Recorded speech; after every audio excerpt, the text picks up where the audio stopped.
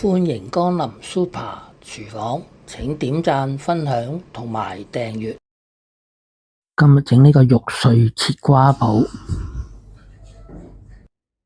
肉碎半盒，用刀剁勻，加入少少胡椒粉、2茶匙嘅鹽、1茶匙嘅生粉，用刀將佢剁勻。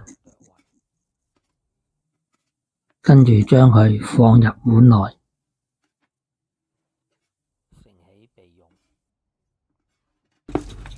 用筷子將佢攪勻，再加入少少油、少少花雕酒，同佢撈勻，放在一旁備用。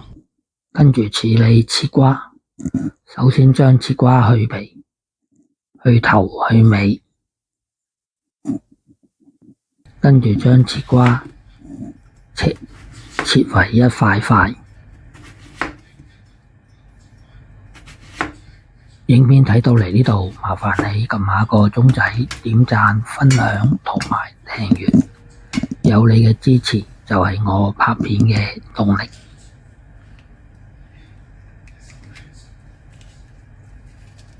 用匙羹滗去切瓜嗰啲芯，喺切瓜度撩個窿，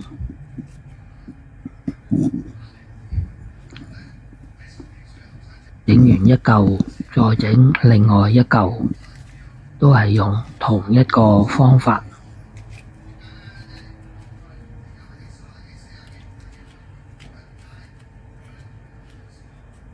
話咁快，切瓜已經整好晒啦。咁我哋喺個窿度加入少少生粉，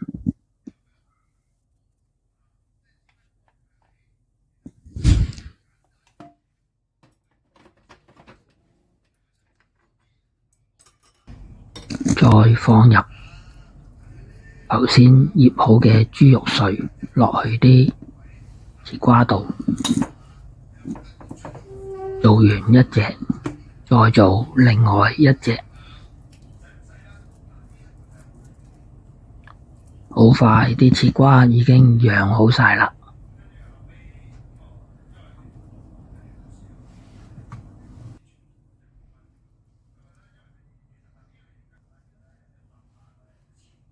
咁樣我哋煲滾一大鑊嘅水，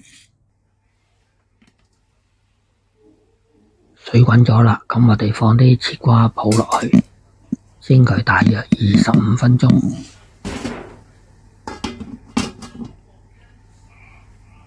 喺蒸緊切瓜嗰陣，咁我哋處理個芡汁，生粉1茶匙，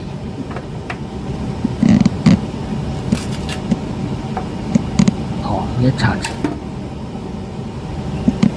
豉油約莫1湯匙，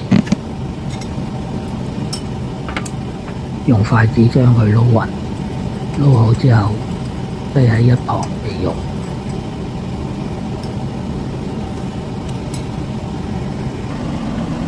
話咁快，已經過咗25分鐘啦。咁我哋打開個蓋，見到啲切瓜泡已經蒸熟咗啦。咁我哋就攞佢出嚟，中加入少少油，加入頭先整好嘅芡汁，將佢煲勻。滾咗之後，跟住將佢淋落去啲瓜煲上邊。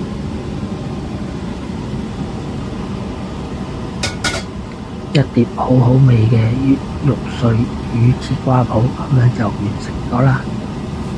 睇完片之後，記得畀 like、分享同埋訂閱。